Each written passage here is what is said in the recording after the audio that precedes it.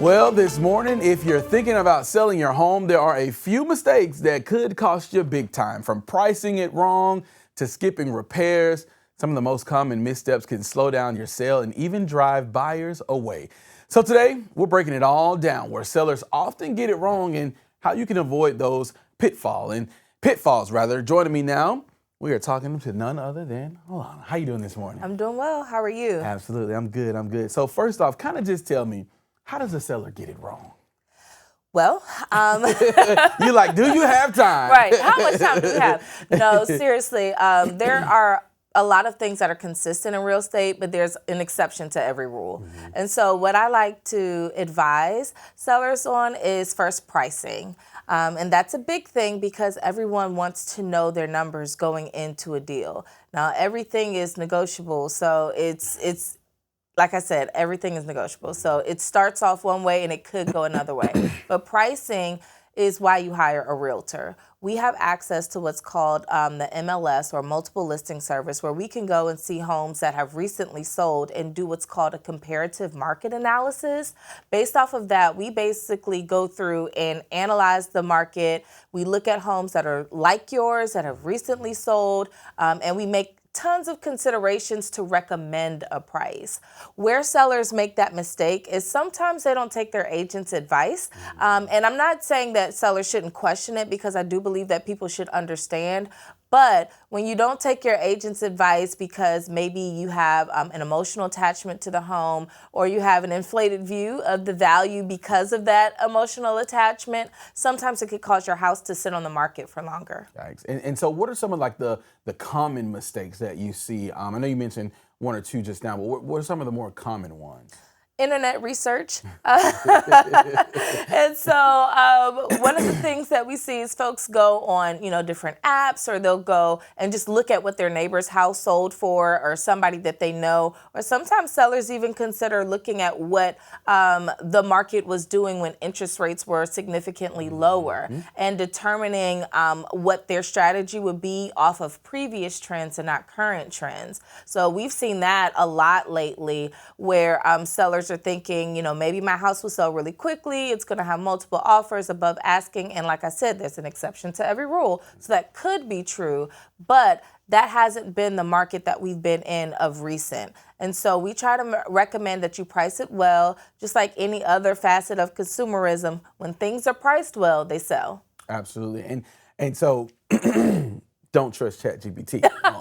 I won't say that, Not but too I will much, say, 100%, right, but I will say, trust your agent. Absolutely. And so when we talk about, pricing, what happens when a home is priced too high?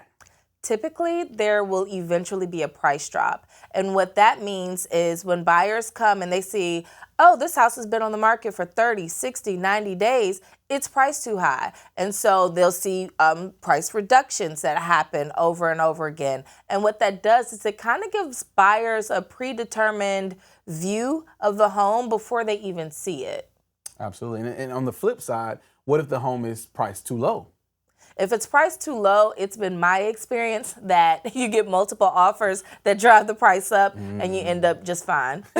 So how important is it for things like staging a curb appeal when trying to sell? Yeah, so marketing is huge when it comes to selling a home. Generations ago, you just could put a yard sign out and people would find your home. But now, like I said, we have that multiple listing service. Agents will get permission from their sellers to put their home in there. And so in there, that's where you see all the pictures of the home that you were willing to take. You kind of get extra documentation, etc. But buyers are very, very visual. And so when it comes to marketing your home, you have the pictures that people see on the internet, which is how they decide whether or not they're even going to go look at the home. And then you have your impression once people are actually in your home. And so with that marketing piece, you have to make sure that your home is appealing enough for people to decide to come view your home. And I see it on TikTok all the time. Realtors are going crazy on yes, TikTok we are. when it comes to all of the marketing and like it's just the limits are limitless on TikTok for a lot of the realtors to get their things on social media. So when we talk about the sellers, do they sometimes skip the repairs to a home where they hope like buyers just won't notice it? Sometimes. During the process, we have what's called a due diligence period. That's after a buyer and a seller have agreed on terms. The buyer has the right, normally depending on the contract, to inspect the home. They can get whatever inspection that they want done, and based off of that report, they can ask the seller for repairs. This is kind of what goes into that negotiation point that we wanted to talk about. Sometimes sellers have to be willing to make necessary repairs. I always prep my sellers like you don't have to change the paint color, to match, because that's not necessarily a repair. But if your HVAC unit isn't functioning properly according to this inspection report, I would recommend that we budget to make those kinds of repairs. Absolutely. And you talked about timing earlier. Does timing play a role in when trying to sell? Like, when is the perfect time to sell? I'll say that there's no perfect time. There are just advantages and disadvantages to the different times. In the winter time when you're selling, there's a lot less competition. And so people who still need to move in the winter and sometimes in the fall, your house is one of the few options. And so that serves as an advantage. The disadvantage is, you have more people who are looking normally in the spring and summertime. And the same is true for the spring and summer market, where there are more people who are looking to move, but there's also more competition of other listings and they have more options. And for somebody who is getting ready to list their home right now, from your experience, your expertise, what would be your biggest advice to them right now? My biggest advice would be checking the market, listening to your agent, make sure that you have a comparative market analysis done. And my next biggest piece of advice would be on marketing. Make sure that your home is decluttered, it's deep cleaned, it's depersonalized, so people can see themselves in your home. Because remember, you want them to think that it can be their home. You don't want them to think that they're buying your own home. And then that last piece would be being negotiable. With the pinch on the economy right now, buyers are paying down payment, they're paying closing costs. Sometimes they don't have the funds to pay for all the commissions, or they don't have funds to pay for all the repairs that are needed. And so I say be negotiable, just because you want the deal to work. And if your goal is to sell and their goal is to buy, find a way to meet in the middle. Absolutely, meet in the middle.